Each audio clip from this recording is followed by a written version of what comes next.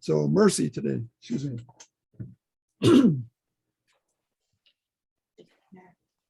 There's a little list of some of the things we'll be looking at, and we have our readers list, and Axel would be first. If you could read, Axel, Micah 6:8, a very important verse as far as mercy is concerned.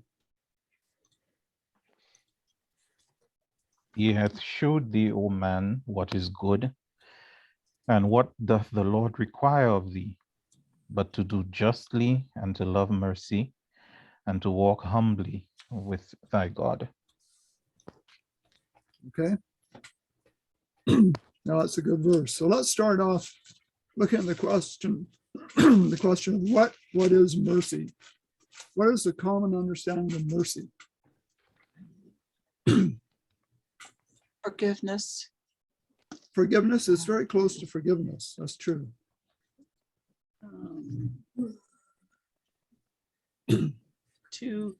To be kind and to be kind and compassionate to somebody, even when they don't deserve it. Okay, so it's undeserved. It can be undeserved. Yeah. Yeah. Oh yeah, usually. When someone begs for mercy, they know they deserve something less than mercy. Right.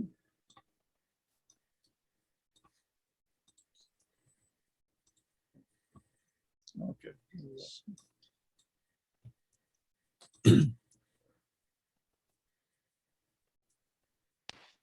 Okay, any other thoughts, sir? Michael? Did anyone mention forgiveness? Yes, we did mention that. It's very close to forgiveness Okay. in a sense. Slight difference, but very, very close. Is it close enough to grace? Sorry, I didn't raise my hand. Yeah, it's very close to grace too. There's a lot of words that kind of perhaps overlap a bit in meaning. Michael, are you still commenting? Oh, I'm sorry. Okay. No, I've got to get used to this hand thing. Yeah. Could it be like being let off the hook? Is mercy being let off the hook? Yes. Mhm, Not being punished when you deserve to be, mhm. that sort of thing. Ah, When I think of mercy, one thing I think of many years ago, like quite a few decades ago, I remember watching a movie, and it might have been like Colorado or one of those epic Michener novel type videos or movies. And there was a scene where people were traveling across the country in covered wagons, and they had stopped somewhere and they were setting up camp or something. And there's this woman that suddenly gets bit by a rattlesnake, and her husband finds her and takes her in his arms, and within like seconds on the movie, she's dead. And he can hardly say goodbye or anything. Another fellow is standing there and he says, "Oh, that's God's mercy." Huh? And the idea of what he said is that she died so quickly and didn't have to suffer. yeah. And for some reason, that's stuck in my mind, and when you see something like that, I guess I was a young adult. I was probably in my 20s when I saw that. Not really following God, especially. And you might not think about it too much on the surface, but it registers. That's God's mercy. And so things like that form an impression in your mind. And, we have to sort those things out eventually. And thankfully, I've managed to do it, partly through preparing this study. But what are the implications of what was said there? That's God's mercy regarding the snake bite. What does that imply about God?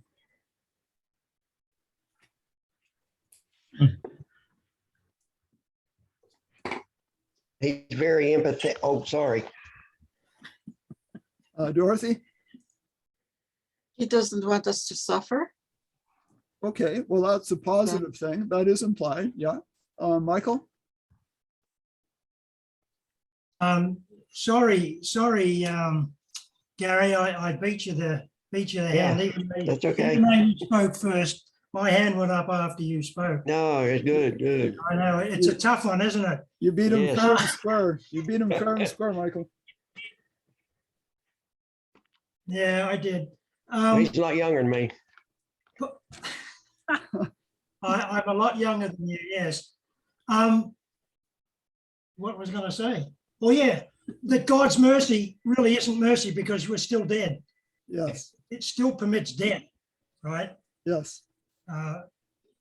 Yeah, It raises Okay. questions in the mind for sure. Okay, Gary? yes. Would you say though that sometimes death is merciful? I mean, if a person is suffering, Yeah, Sure. Yeah. I mean, I think it's like Ray said, there are so many angles to it. Yes. If you're going to die a slow death, better it be a bit faster, I guess. Okay, Jeff? Yes. Okay, how do I put my hand down here? Lower hand. There we go. So are you you're looking for the negative kind of consequences of saying that, right? Well, either, what are the implications of that Okay. statement? So like positive would be like, God, saved her from having to go through, painful torment or slow death. The other thing, the negative could be twisted to say like, God ended her life, right? So, God killed her. But I think I partially agree with Gary where, we're all appointed one death, to die here on earth. And I have friends that God's taken recently that were godly people. And part of me in my soul feels like, God brought them home. Did he kill them? No. Did he take away his breath and bring them home to him? Is leaving this terrible earth really that bad of a thing, right? So whether he removes his breath of life or kills you, I think is the difference there is, so is death necessarily have to be a bad thing? Because my friend who's no longer with us, I have to say, is in a better place than we are right now. Okay. Okay, thanks for your comments. There's a few issues there, but go ahead, Gary. A little more in the same direction there Jeff is going. As you guys know, about 3 weeks ago, my brother died of a heart attack. Well, a little over a week ago, my mother died of a heart Oh. attack. So I wasn't able to be here, but she has suffered for a long, long, long time with bone problems and whatever. And I can honestly say in my heart, as much as I love my mother, and it's hard enough for you when your dad dies, but when your mother dies, seems like we have more of a connection with our mother than we do, at least I did with my father. I mean, I was glad for her. I was in my heart, I was just, thank you, God, that she does not have to experience this pain anymore. Amen. Yeah. Okay, sorry to hear that, Gary. Yeah. Okay.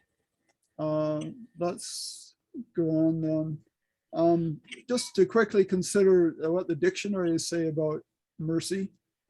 Dictionary.com says compassionate or kindly forbearance shown toward an offender, an enemy, or other person in one's power. In other words, someone that you could harm or punish or something like that.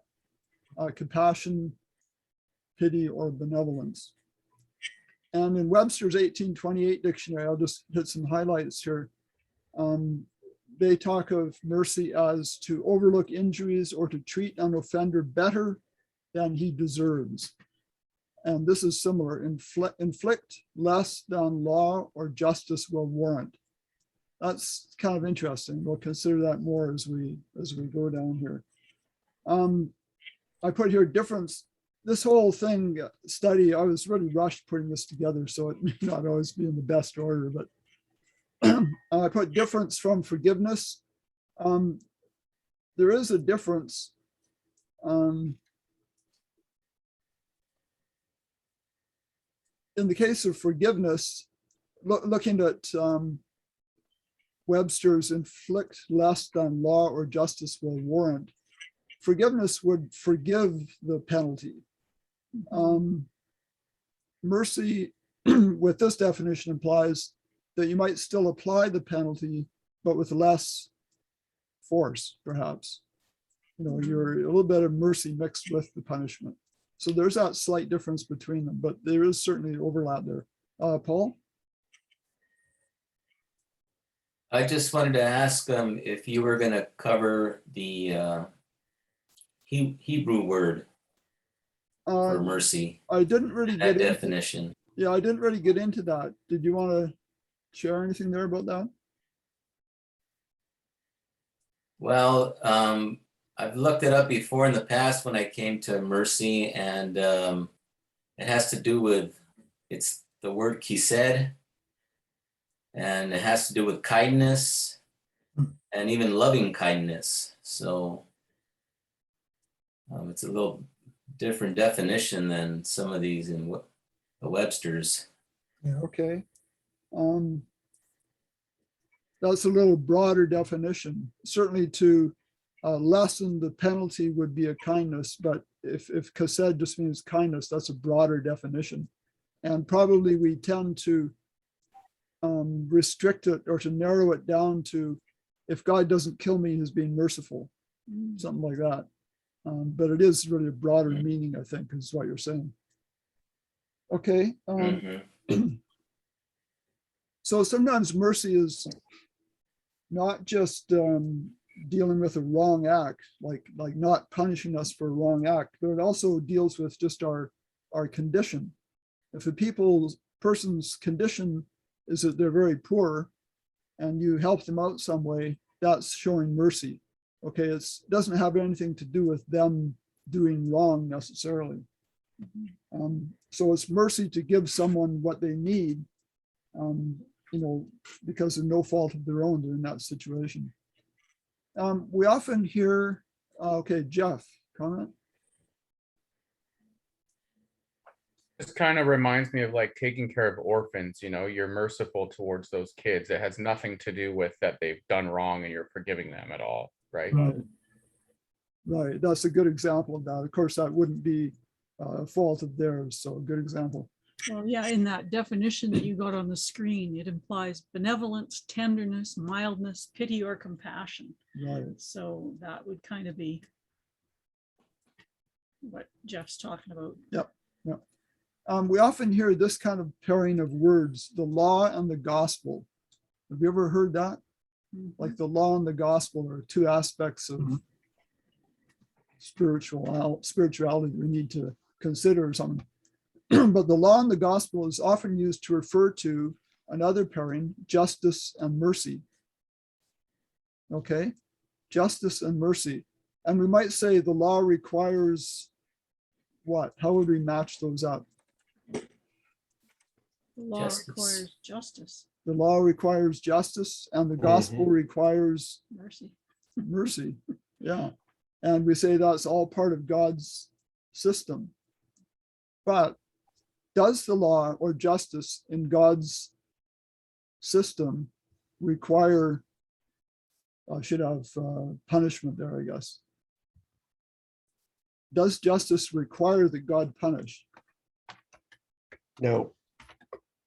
Yeah, fix that. Okay, Gary is saying no. Thank you. So let's look at the relation between justice and mercy. Let's read Romans 6:23.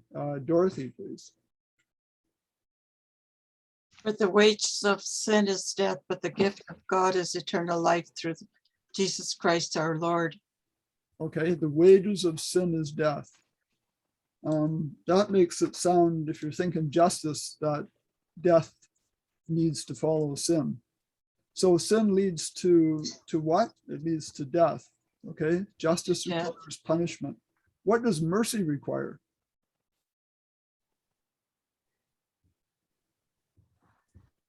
Just mercy. Love and forgiveness. Love and forgiveness, Gary said. Okay. I would say forgiveness, yeah. Dorothy, sorry. I would say forgiveness also. Yeah, mercy requires forgiveness.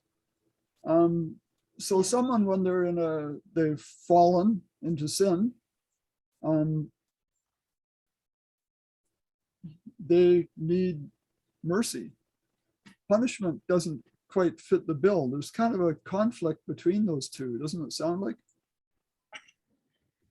Yeah, if someone sins, you could either do the so-called just thing and punish them, or you could have mercy on them, which is the more loving thing to do. Yeah, you could do the just thing or the merciful thing, but Yeah, there's somewhere there needs to be a balance between them. Michael. that's right.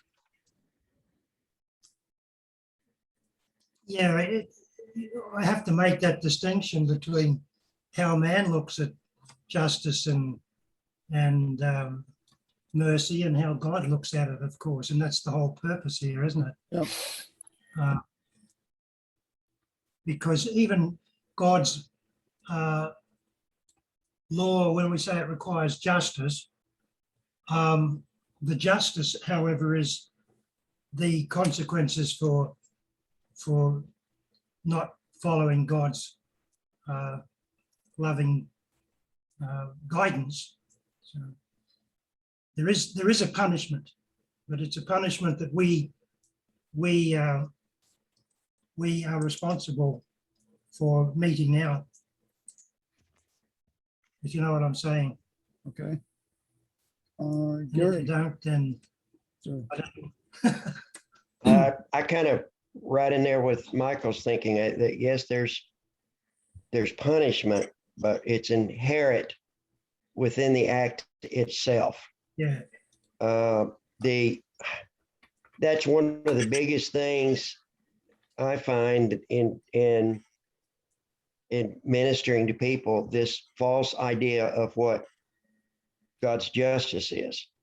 You know, to get them past that, the biggest issue is, well, if we don't punish, then who's going to keep criminals from coming in and stealing our possessions, from abusing our children and raping our wives, and on and on and on. We have to have some kind of system that punishes people, or it will give loose rein to riotiness and an unstable condition in society, to which I would say God has promised to take care of his people. And it's because we have refused his system of justice, then what he just kind of backed off in a corner to where he lets us have what we choose. Yeah. Israel did not have to go in with bows and with spears. God said, look, I'm going to take care of this. We did not have to go to World War I, World War II, Vietnam, Grenada, Afghanistan, Iraq. God said, what? No bows. If we were in tune and understanding and had his system within our hearts and minds, God would take care. He promised to take care of all that. But because we don't believe it, what can he do? Yeah. Yeah, we've fallen so far, gone so far from his ways. Axel. Yeah. I don't mean to backtrack on the thread of the conversation, but there's something is gnawing at my mind. When God spoke to Adam and Eve, and he explained to them what the penalty of sin is, he said the wages of sin is death. Right? Now, I mean, with all due respect and listening to Gary and Jeff's contribution in regards to, their loved ones succumbing to certain ailments and what have you, and the knowledge, comparing that with the character of God and what he said to Adam and Eve. How do we reconcile those two? Because it would seem to me to accept that contribution, it would be like placing God as the author of death in itself, instead of accepting that it is the consequence of sin that subjects every single one of Adam's offspring to death. And so wrath is in me, wrath is in every one of us. Every one of us could succumb to whatever it is, cancer, whatever the situation may be. But it is the result of sin. And God allowing that to play out. Because if I mean, looking at Christ walking through the earth, we have not a single account of Christ putting anybody to sleep. He raised Lazarus from the dead, the little girl, and it's him raising from the dead as opposed to subjecting any to death. So I just wanted to put this thought out there. Okay, that's a good clarification. I mean, I think we all recognize that God does not kill anyone, put anyone to sleep. It's kind of the way we express it sometimes, as was done in that movie, that it's a merciful thing for a person to have a shorter time of suffering at the end of their life. It's not because God kills them, though. Okay, as long as we understand that. Paul? I want to read a verse out of Hebrews 2:14 and get your thoughts. Inasmuch then as the children have partaken of flesh and blood, he himself likewise shared in the same, that through death he might destroy him who had the power of death, that is the devil. So when I read that in the past, I didn't really think about it too much, but lately, thinking about it, if Satan has the power of death, like it's saying, then that tells me God doesn't have that power. And as we know, God is a life giver, and he's always told us to choose life, not death. His commandments are all about love and preserving us and our neighbors, and then there's resurrection. So he's going to right the wrong of death and bring everybody back to life. And so I just see that as it's part of his character. He does not have this power of death. Satan has the power of death, and he's the opposite of Satan. So Right. Okay. Now, as far as God having the power, of course he could do it, but it would go against his character, and therefore he cannot do it. He cannot do it. He cannot do it. He cannot do it. Absolutely not. Okay. Anyone want to comment more on that? Jeff? Yeah, I just think of like having a sick pet or a sick animal that is suffering, and you put it out of its misery. I see only mercy and compassion there. I would not think that person would be looked at as an animal killer. I don't think even the most extreme animal rights activists would be upset with someone who took an animal's life to take it out of its misery, So I'll be straight up with you guys. I agree with you when it comes to the character of God, being life, being love, his purpose, all of that. Where I think I am differing is the whole kind of the statement, he can't. And I'm learning with you guys here. I'm following along, but I think that ultimately I think it's what we're saying here is, does he? But you guys really push the he can't. And I wouldn't say I disagree. I would say I don't really have a stance because I'm studying this out right now. But the God can't kill thing, I think it comes down to defining things, just like any of the other confusing doctrine or theology is the definition of kill. Is killing an act of killing, or is killing removing life? Because obviously we would all agree this God of ours is a God of life, and all of his commandments are bringing life, and I don't believe that when it says that sin leads to death, it's talking about death is the punishment for sin, but it's basically saying, righteousness brings life, So the opposite of righteousness would be sin. So therefore, if you're sinning, then the consequences of sin is the opposite of life, right? So I just wanted to kind of share that. Okay, good.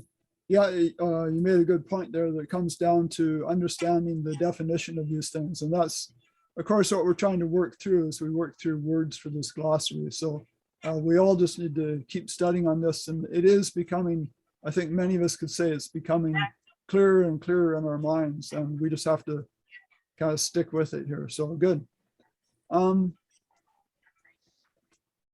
Yeah, okay, we're here, I guess. Did we read that? No, we added that verse. Mhm. Okay, let's take a break now for 10 minutes. We'll come back and continue talking about mercy.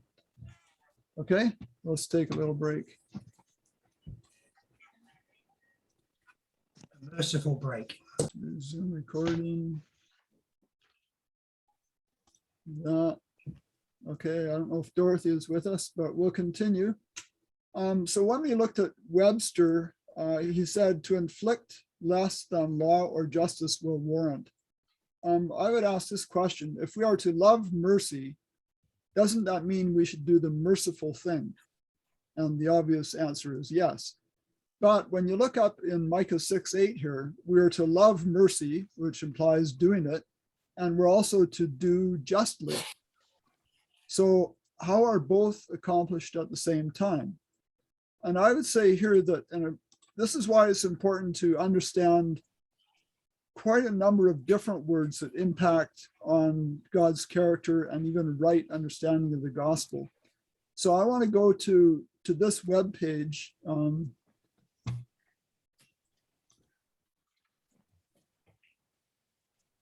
Okay, so if I go to that page, which is this one coming up here. There it is. This is the home page for the character of God in the Gospel Glossary. There's a list of all the words that are done so far and some that aren't yet done. They don't show as links.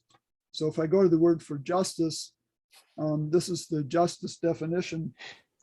And I'm just going to read what it says for the biblical healing model. So this is how in the biblical healing model, justice is understood as opposed to the traditional legal model. And it says, and of course I made this up or whatever, justice is doing the right thing, which is to restore to a right state, to heal and to save. It is right to treat others as we would wish to be treated, to not hold grudges, and to not keep account of sins. Justice is restorative, as opposed to in the traditional legal model, justice is retributive. Okay, it's more like punishment. So the just thing is the right thing. Okay. Now, if I go further down here under types of justice, I just want to read this paragraph here. As in many cases, it helps to understand a word's meaning by examining every biblical use. Let's take a look at every biblical use of justice. So I have another page that actually lists every time the word justice is used in the King James Version. And sometimes you need to do that. It's a bit laborious, but if you want to understand the meaning of a word, sometimes you have to really dig and look at all the information. It seems from examining those verses that God's justice is more concerned about delivering the oppressed and treating people equally than about punishing wrongdoers. In fact, and this is important, there are no verses using the word justice in the King James Version which support that justice means to punish sin. Okay, there are no such verses if you read them all. The similar term judgment, okay, will be covered in the definition for that term. Okay, so a good example of this is David, King David. Okay, here's a question. Did God deal with David and his sins according to justice or mercy?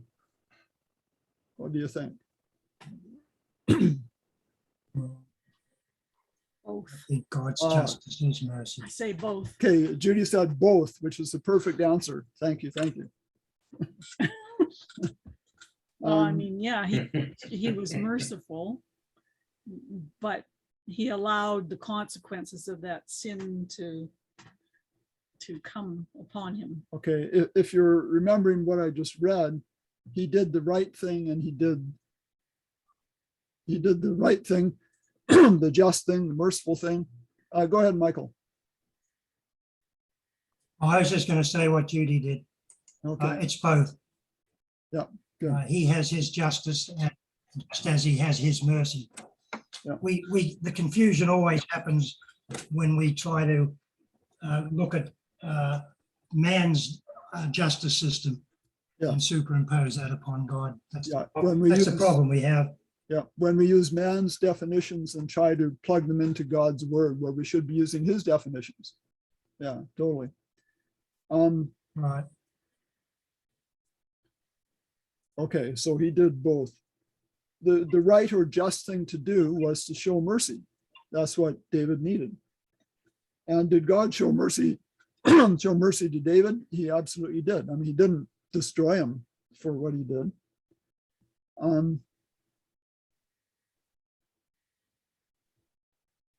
Okay, let's read this verse, 1 Samuel 13, 14. Let me get the verse list up here, reader's list. Gary, please. Okay. All right. But now your kingdom shall not continue. The Lord has sought for himself a man after his own heart, and the Lord has commanded him to be commander over his people, because you have not kept what the Lord commanded you. Okay, so this is the prophet Samuel talking to Saul, but is talking about, in part, talking about David, right? The Lord has sought a man, referring to David, after his own heart. What does it mean, a man after his own heart? Jeff, sorry, I didn't see your hand. Couple of things on the question you just asked. I think a man after his own heart is, I don't know if in this context it makes sense, but I think of God allows you what to basically reap kind of your own desires. I don't know if that makes sense, but I actually raised my hand from the previous thing just about justice, as opposed to it being like a punishment for doing wrong.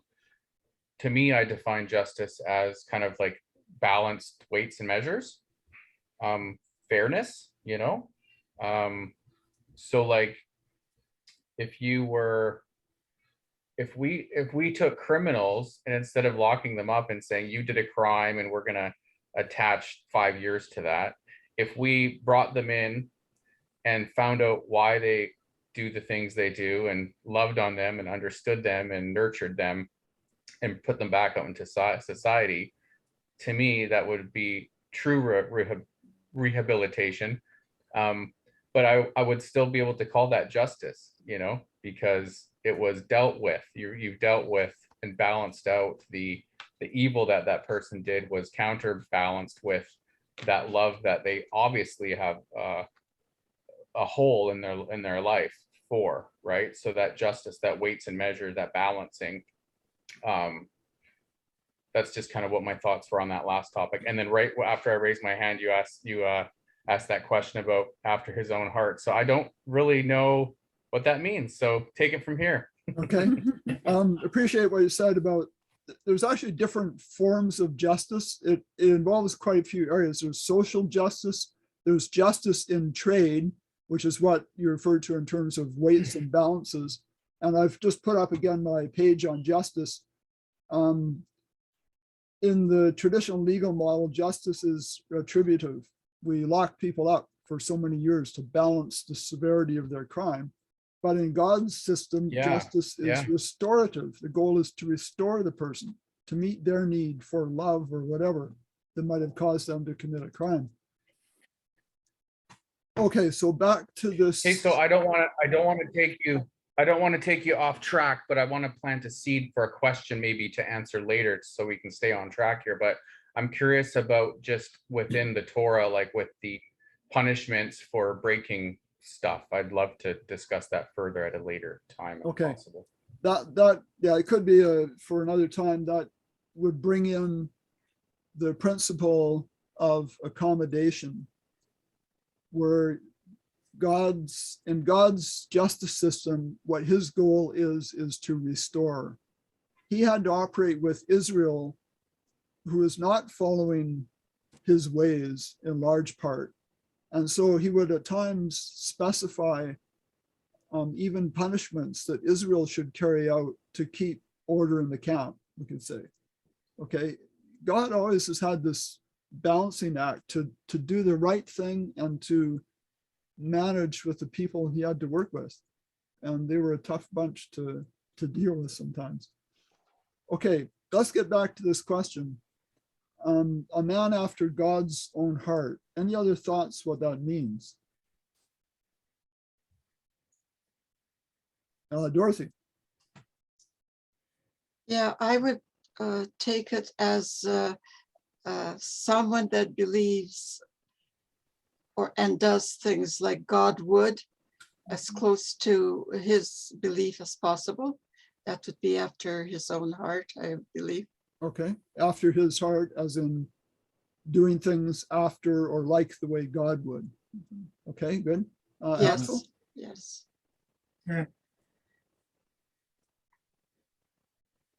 Yeah. The thing about it is, for me, it reflects that God does not reward us according to our sinfulness, our trespasses. It speaks to God's mercy, the character of his mercy, because we know what David's life was all about. We know the things that he did, but yet at the end, God says to him, and I'm sure it's something that's totally unexpected of David in himself. He was a man after God's own heart. I mean, when we look at God's character, and that is what I interpret to mean his heart. Amen. It says that he's merciful, he's gracious, he's long-suffering, and all those things. But David never exhibited much of those. It was, his life was, a continuous, up and down seesaw. So in my mind, it just reflects the way God treats us, those of us who accept him, who follow that path of humility. Yeah, that's as far as I'm going to take this one. Okay, well, that's good. You're kind of pointing out, Axel, one thing I appreciated there was David's life didn't always reflect, God's character. So we have to question, was he really after God's own heart? Michael. I just wanted to say, to have God's heart, wouldn't that be sort of we've got Christ in us, the hope of glory? It's a spiritual thing. We have that spirit. We must then, would we not be reflecting that character in our own, in ourselves? That's really what it means to have God's heart, is to behave like he does, because we have his spirit. Yeah. Okay. I'm going to throw a real wrench in here in a minute, but go ahead, Jeff. This also kind of just reminds me almost like prophecy for the new covenant, where he writes his law on our hearts, right? It's kind of giving us that heart transplant. So that's what I see there as well. Yeah. Okay, good. So was David a man after God's own heart?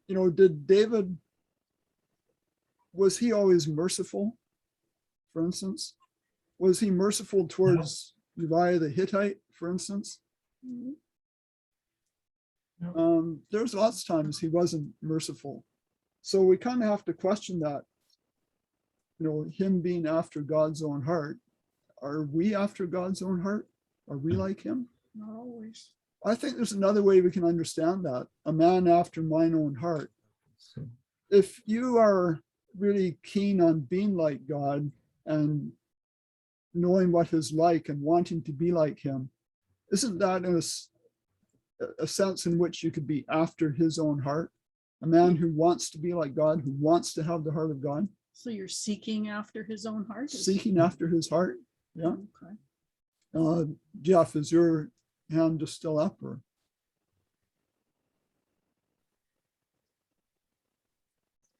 Michael, go ahead.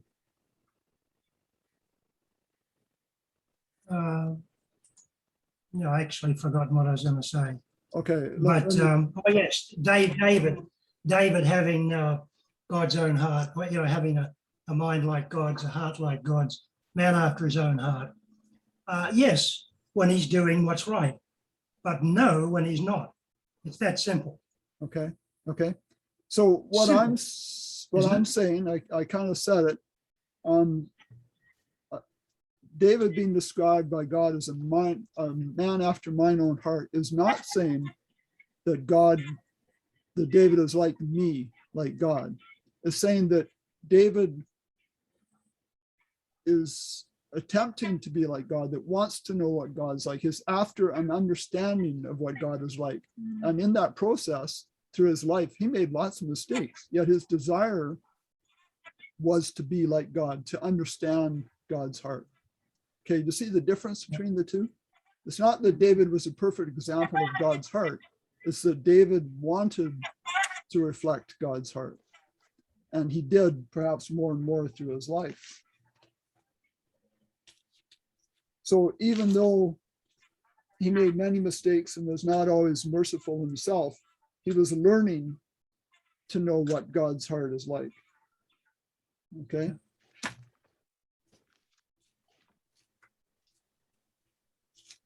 Okay, Paul's got his hand up and Michael is waving frantically.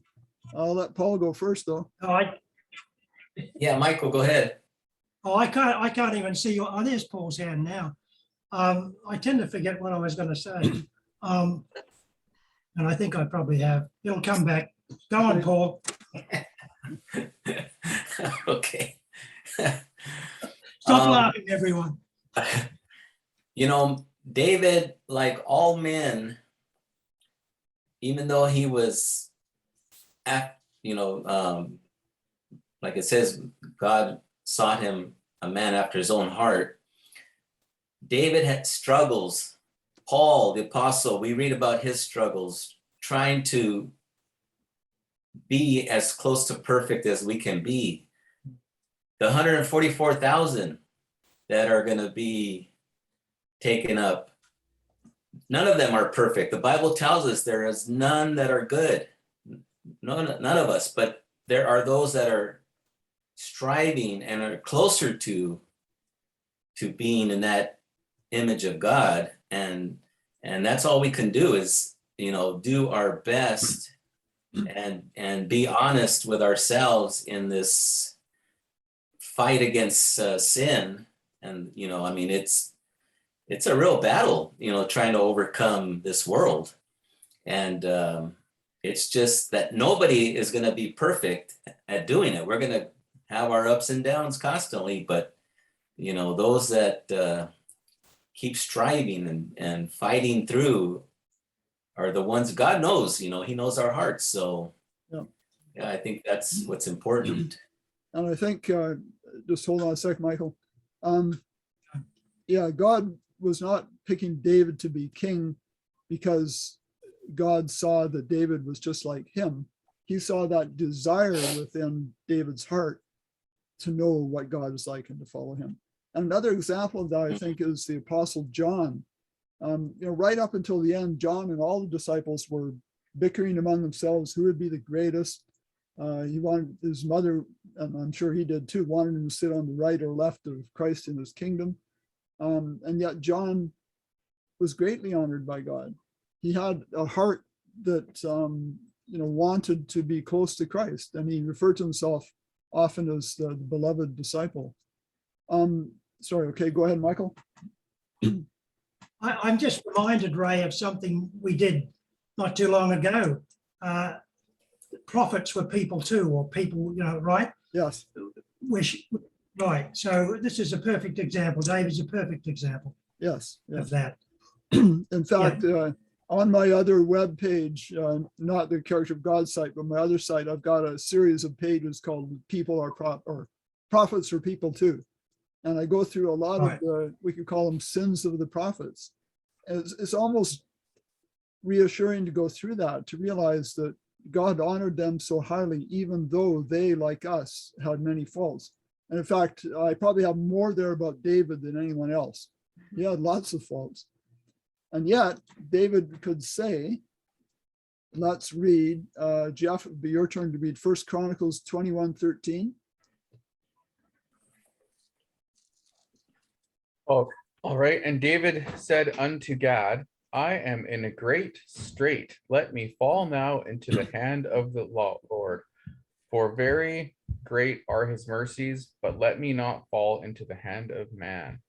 Okay, so even though David wasn't yet totally like God, he understood a lot of God's heart and what he was like. And he said, for very great are God's mercies. Michael? No, I'm trying to get rid of it. Okay. Okay. So we could ask the question, do we, each one of us, have a heart like God's? Will God bless our efforts to emulate his character? Even if we're not doing it totally. He will honor that, I think. Axel? Yeah, I think David recognized that, you know, because in Psalms 103, he says, the Lord is, Psalms 103:8, he says, the Lord is merciful and gracious, slow to anger and abounding in compassion and loving kindness. He will not strive with us, nor will he keep his anger forever.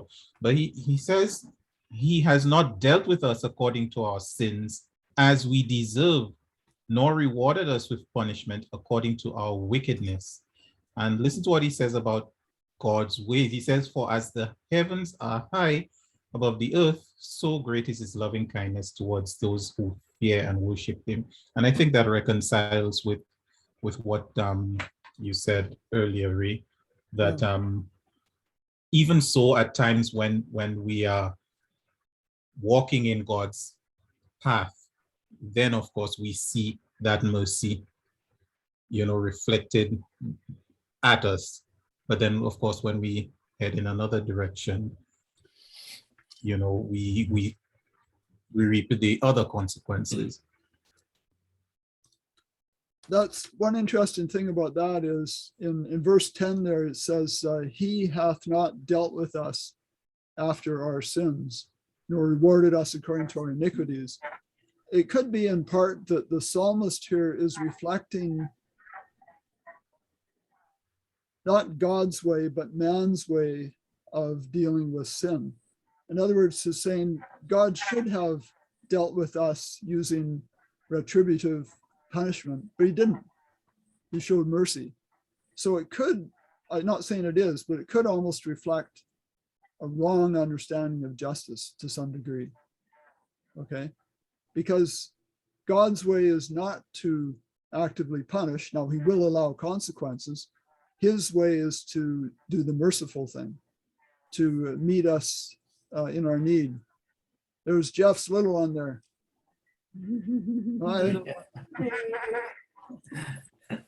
I love the hair. Yeah. What's, I'm sure it's a her. What's her name? So this is Shiloh. Shiloh. Hi, Shiloh. Hi, Shiloh. Hi, Shiloh. Hi. I don't know if I've talked to you guys about the story. I don't want to take over your lesson here. So maybe we'll chat about her after the lesson. Okay, we can do that. Remind us.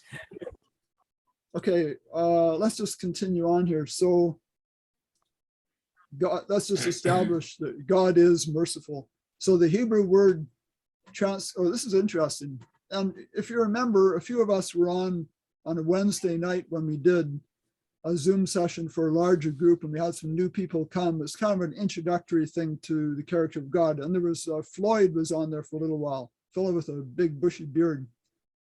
And he wrote this. It says the Hebrew word translated mercy comes from the root word used for the womb. Okay, the womb.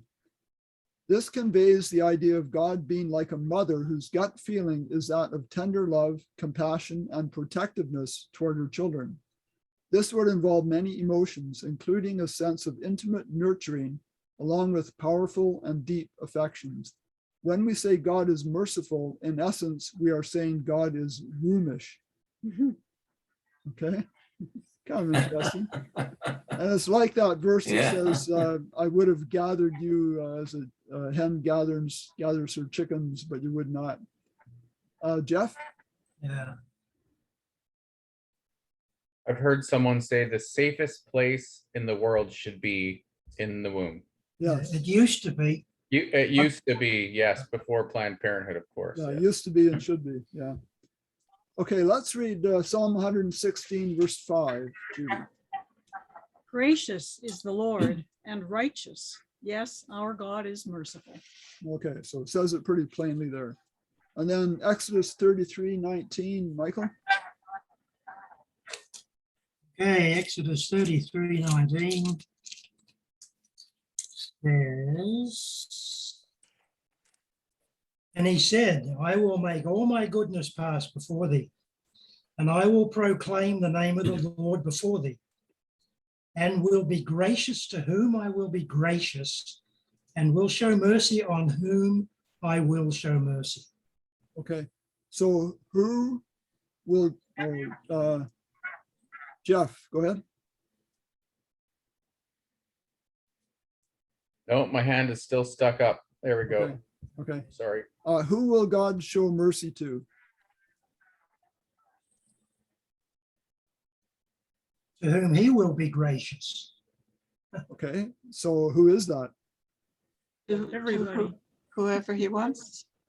Those Whoever- upon whom show mercy themselves. Okay, whoever he wants. Judy said everyone. Okay, and I believe that is correct. He will show mercy to everyone.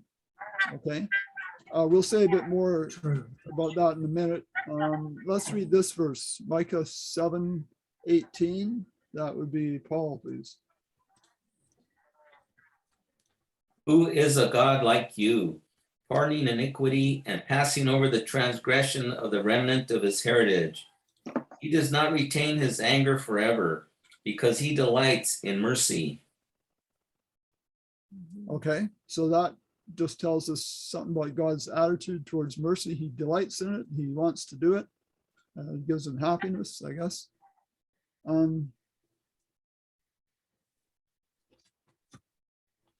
Okay, Lamentations 3:22. We're just looking at a few different things about mercy here. Axel, do you have that?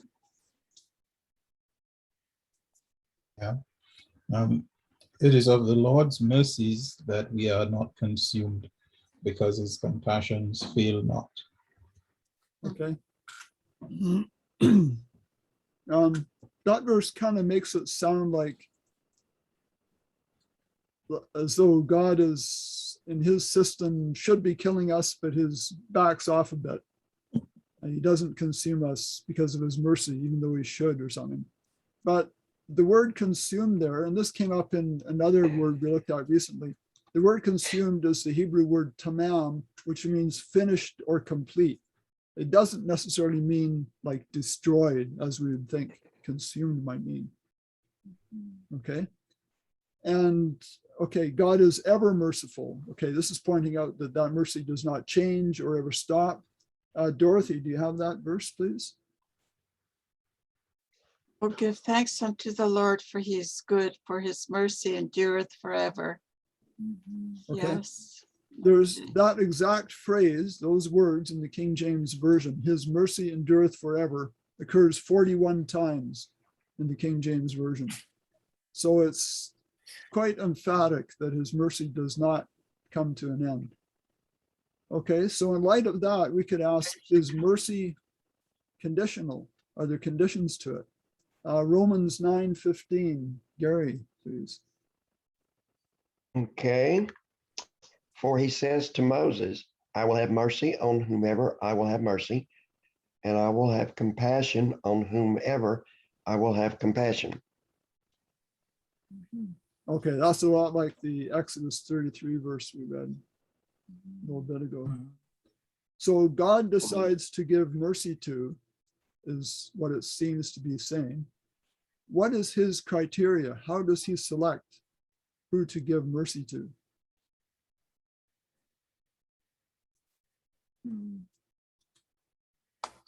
Those who want it. Those who want it? Those who- Okay. Michael? Yeah, it's the same, isn't it? To those who are merciful, actually. Okay, to those who are merciful, which implies he might not give it to those who are not merciful. Wouldn't that be correct? Well, it's part of the attribute of love and mercy. But if we're not showing mercy, then the consequences of not showing mercy are we're still in sin, and so death is a result, isn't it? Are you He wants to show saying, mercy to us all. are you saying that for a person still in sin, God does then not give mercy? Well, he wants to give mercy. He wants us to be merciful. He wants to save us, but there are conditions, right? You asked the question earlier on. Are there conditions? Okay, There are Yes. conditions. let's go a bit further and we will clear this up. Jeff? Just reminds me of Jeremiah 18:6, I think, where it talks about the potter. Okay, I won't read the verse, but we can maybe look it up later, but just basically like clay in the hand of the potter, so are you in my hand. And, he's the potter and he just makes his choices, I guess. So I don't know if it's 6 or I'm trying to find it here, but verse 6, yeah. yeah, okay. Okay, And I will reconsider the good I had it, yeah. Not sure where I'm going there. Just that verse popped into my head just when your question of who does he give mercy to? Is it conditional? And okay, well, the verse actually does fit. The verse implies that God can do what he wants, right? Mhm. And if you, Israel, don't go along with my plan, I can carry it out with someone else. Okay, and we know how that worked out. But let's look at some possibilities here. We're basically, is it conditional? Does he give it to some people and not others? So one question, does he give it to those who fear him? Let's read Psalm 103, verse 11. Jeff.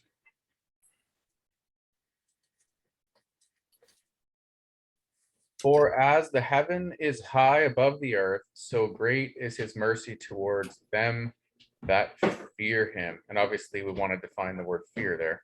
Yeah, well, that's another word in the glossary. So yeah, quite often you have to look up other words and understand them correctly.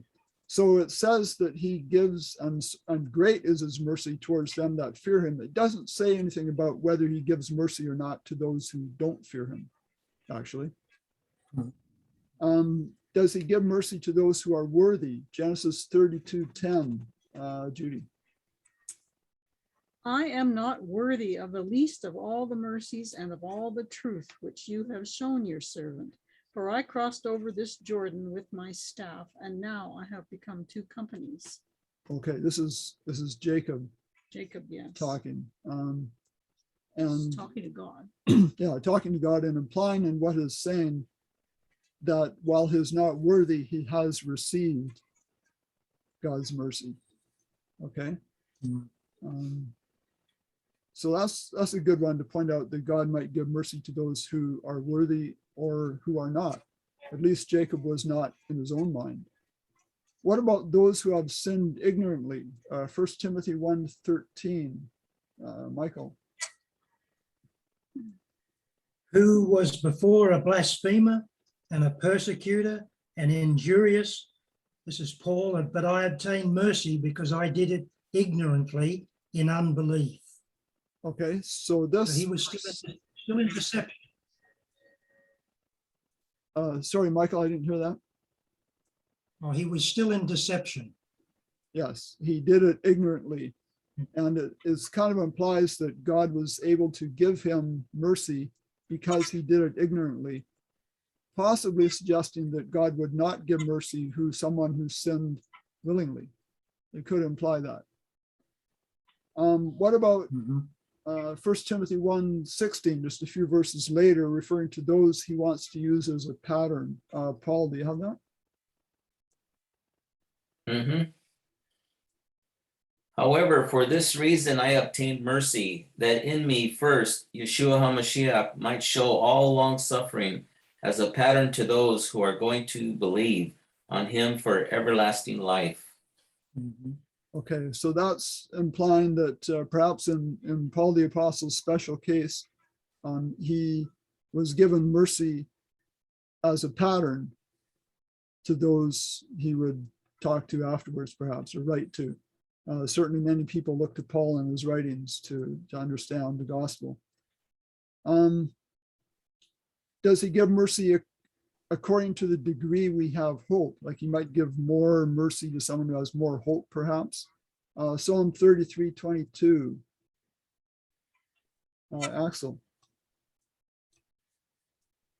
Let thy mercy, O Lord, be upon us according as we hope in thee. Okay. That kind of suggests more hope, more mercy. You could read that into that.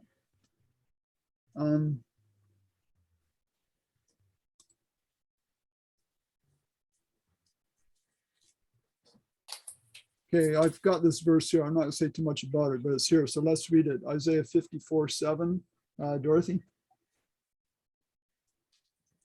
For a small moment have I forsaken thee, but with great mercies I will gather thee.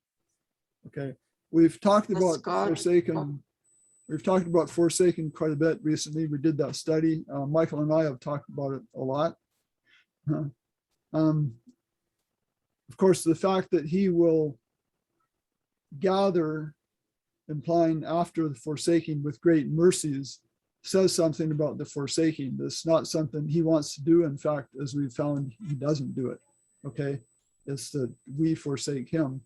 When we turn to him again, thinking of the prodigal son and his father, of course, the father had never forsaken his son. He was like out watching for him to come home, and he gathered him and he threw a big party. Okay, let's go on. I'm just going to read this. This is from the Holman Bible Dictionary. So this is a competitor to my dictionary, I can say. Okay.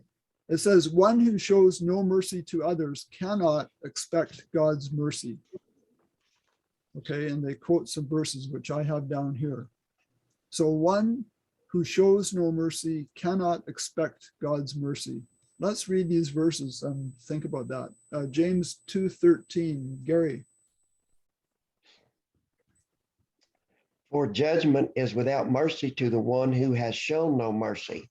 Mercy triumphs over judgment. Okay. So this is one of the verses they're quoting for that. And the other passage is Matthew 18:32-34. Jeff. Then his Lord, after that he had called him, said unto him, O thou wicked servant, I forgave thee all that debt because you desired me.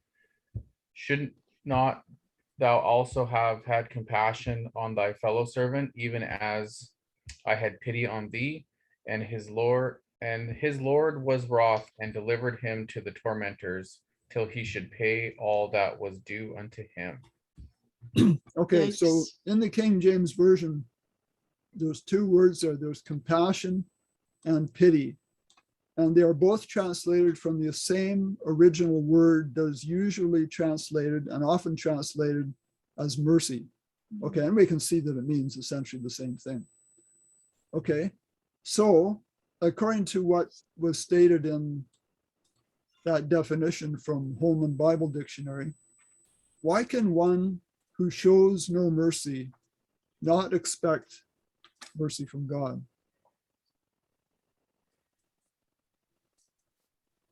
That's what it's saying. How would you answer that? Why is it that they can't expect mercy from God, according to him? Gary? I don't think mercy, as far as the kind of mercy that God has, is something that's inherent in a fallen human being. You cannot give that kind of mercy without first having received it.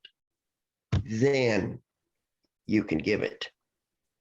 And God's mercy is always there. The only condition is, will I receive it? It's there. It's not dependent upon worthiness or unworthiness. It's dependent upon, do I believe it? Do I believe that God's mercy endures forever? If I do, and I desire it, I will receive it. You know, God cannot deny himself towards me. Yeah. And so it's not a matter of, okay, God saying, okay, I'm not going to give you any mercy until you first show mercy. Well, that kind of mercy is not naturally inherent in it. It's something that we must receive. Then once we receive it, then we can be merciful in the same way toward others. So Okay. this is a deal here where, again, we have to get back to really understanding the goodness of God, the goodness of God's character, and adjust what we're reading here to fit that. I mean, it endures forever. So that doesn't mean it only endures for those who are worthy. It only endures or unworthy. That has nothing to do with it. Okay. We good. have everything to do with it, whether or not we believe it Yep. So and accept you've picked up on this concept that mercy is both given and received, it seems from what you said. Yes. Yes. Okay. Yes. Is there another hand? Okay, no. So that's exactly right. Mercy is both given and received. And it's very much like, remember, forgiveness. We've talked about forgiveness a lot in the past. In fact, there are different Hebrew words for forgiveness granted and for forgiveness received. It's a two-part process, and it turns out so is mercy. It is always there for us. God is ever merciful. Whether we can receive it or not depends largely on whether we believe that he will grant Yes. it. If we think we're too Amen. unworthy, then we're not understanding God's love for those who are even unworthy. And it definitely comes down to an understanding of this, the fact that it's a two-part process again. Okay, Jeff. If you happen to have any sort of a link to your website where you may have something specifically on that topic of the mercy and forgiveness being two parts, I'd love to get a copy or a link to that. Okay. I will do that. What I'll do, remind me if I forget, Jeff. If you don't have it, I'll even mail you a hard copy of my little booklet. Biblical forgiveness, are there two types, is the title. And the two types refers to the fact that God both grants mercy and we receive it. There's two parts, okay? And there's actually separate words for each one. And it's actually a very, very Awesome. helpful concept for people that are struggling with forgiveness. So remind me, I'll Thank you. I'll do that. And make sure I Great. send it to the right address, Qualicum or Victoria. So in Matthew 18, this is quite interesting. This is the story of the ungrateful servant, right? We won't take the time to read the whole thing, but the story is he owed his master a sum of money. His master, called on him to pay up, and he said, I can't, I don't have the money, whatever. And his master had compassion on him and forgave the debt. Okay, and then he went out, and there was another servant who owed him a much smaller sum, and he demanded payment. You got to pay me right now or else. So that's kind of the background, and we'll just get into this. But Dorothy, you have a comment. Yeah, could you email me that link also, please? Okay, and you remind me as well. When people ask for things, I say, you remind me, because I'm busy right now. Uh-oh. You're like us. Yeah. You're like me. So why is it? Okay, I'm getting into this Matthew 18 story here. So why is it that the or let me ask it this way, this ungrateful servant that turned around and was nasty towards his fellow servant, did he actually receive God's mercy?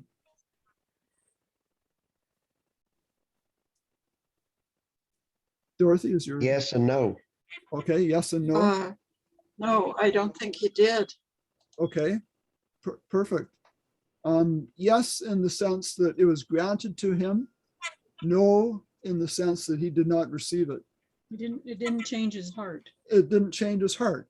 And, he may have been thinking after his master told him, okay, your debt's forgiven, go on your way. He may have walked away thinking, I got away with it.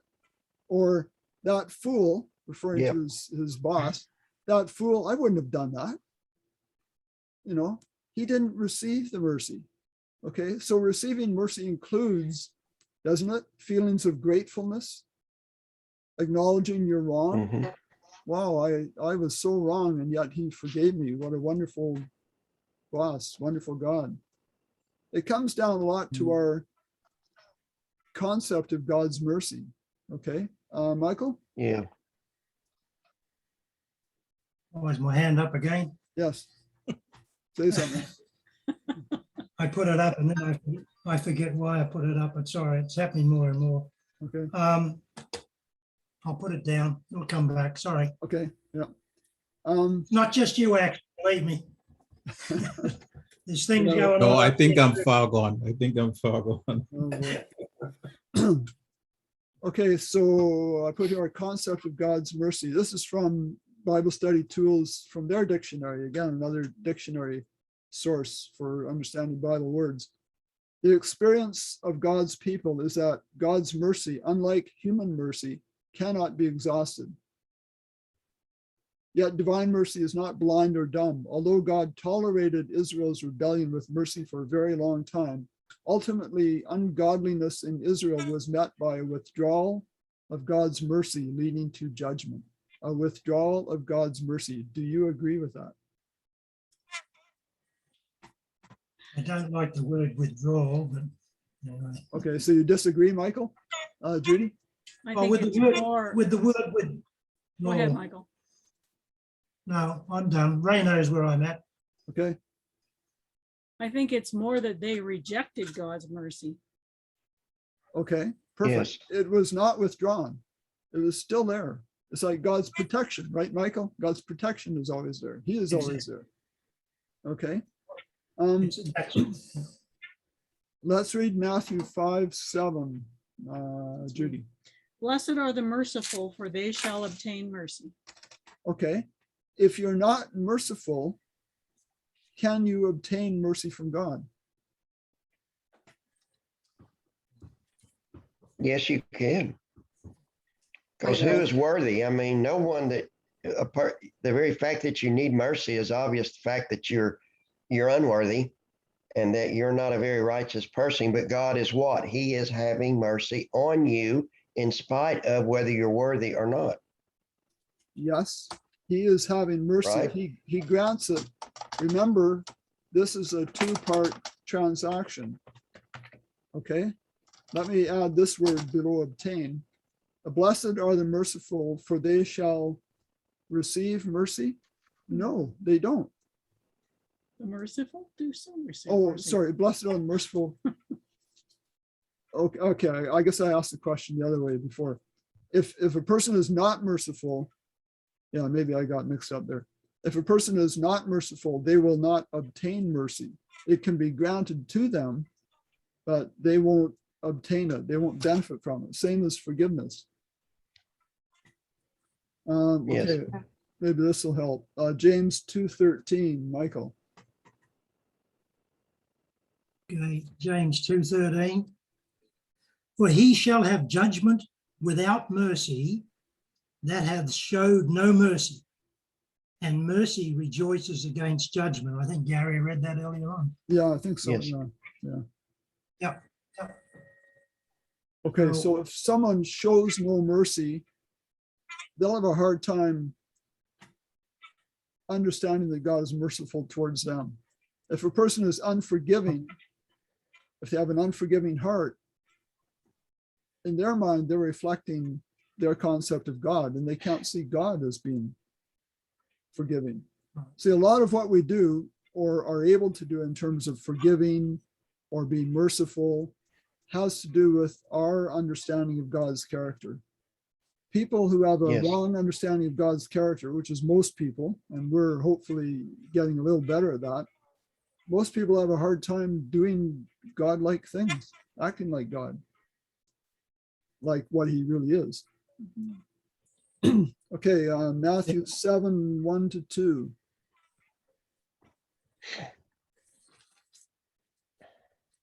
Nobody. Oh, Oh, I must have. That me? Oh, no, it's Paul. Yeah. Paul. Yeah. Over there. I'm ready. Yeah, go ahead. Judge not that you be not judged. For with what judgment you judge, you will be judged. And with the measure you use, it will be measured back to you. Okay, I think that kind of goes along with this. You know, you can have judgment with mercy or without mercy. Just kind of that fits in there. So let's ask the question another way. Why are the merciful merciful? Meaning, why are merciful people merciful towards others? Because they've received mercy from God. Or Right. they've received mercy from Yes. others too. Yeah, especially from God and from others, and they understand what it means to be merciful as well. Let's go to Hebrews 4:16, Axel.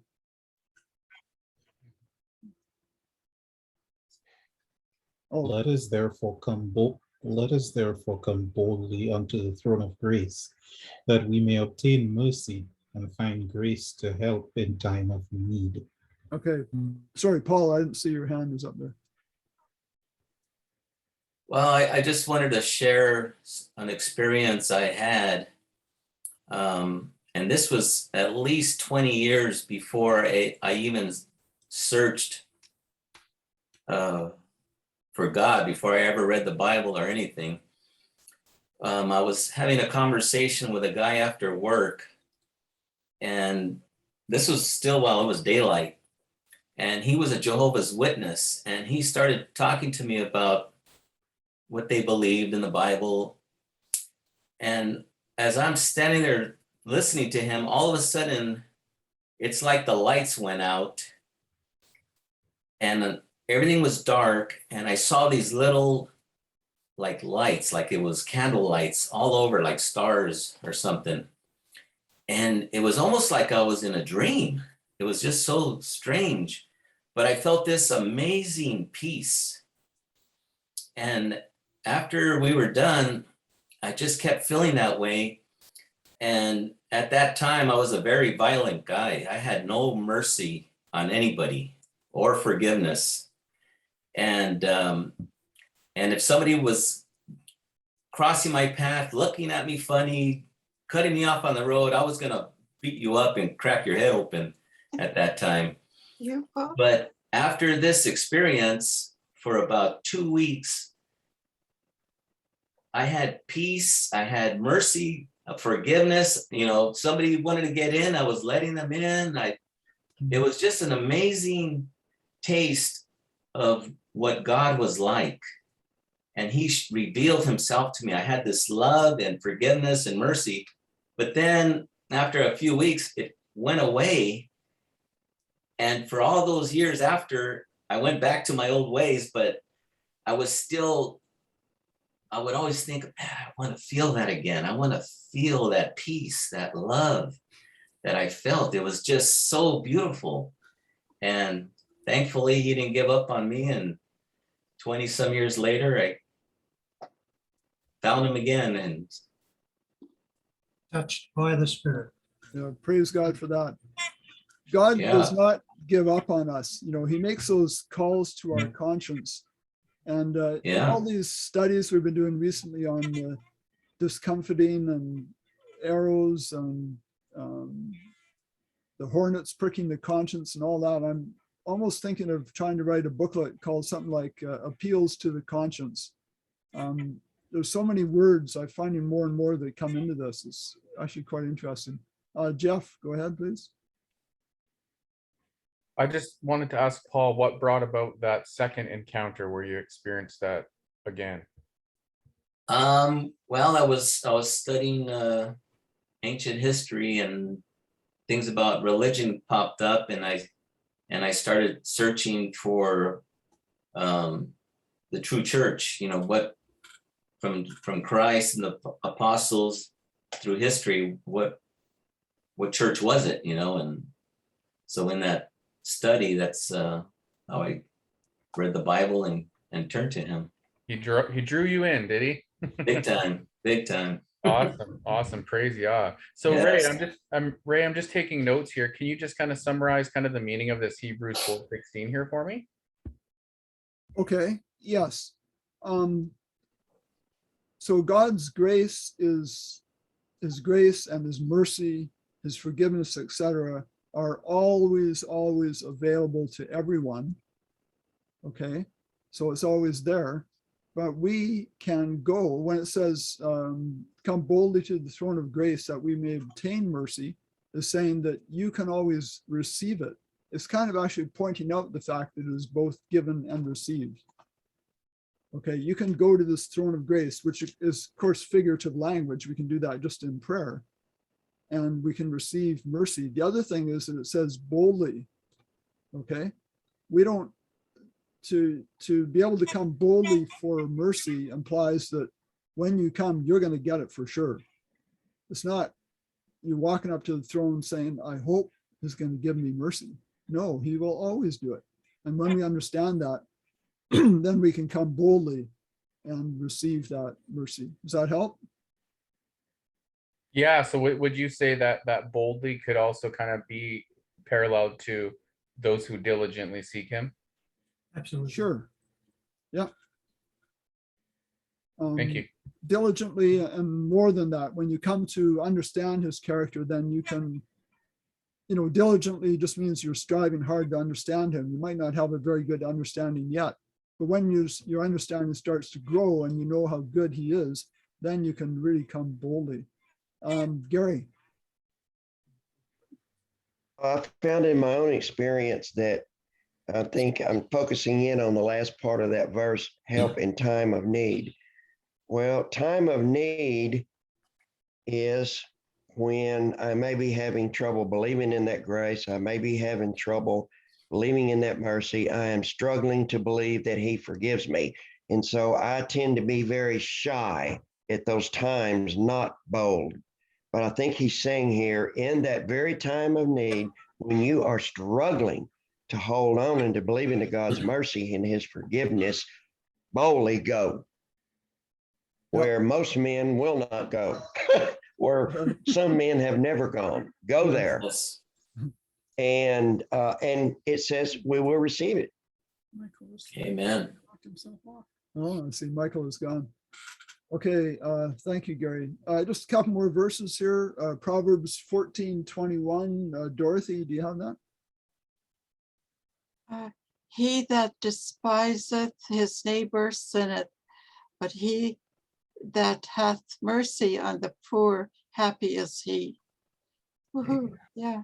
Okay, so that's just pointing out that if we want to be merciful towards others, that's a great thing. It can make us happy, and we know it can. There's always a blessing to being merciful, being kind to anyone. It can really actually boost brain chemicals even. So how do we show mercy? Last verse here, Psalm 23:6, Gary. Surely goodness and mercy shall follow me all the days of my life, and I will dwell in the house of the Lord forever. Okay, maybe that doesn't fit quite with that heading, but this is David, of course, writing in the Psalms, Psalm 23, famous one. And obviously this reflects his understanding of God and his mercy, that it will never end. He says, goodness and mercy shall follow me all the days of my life. Okay, so his feeling very reassured at this point of God's mercy towards him. Michael?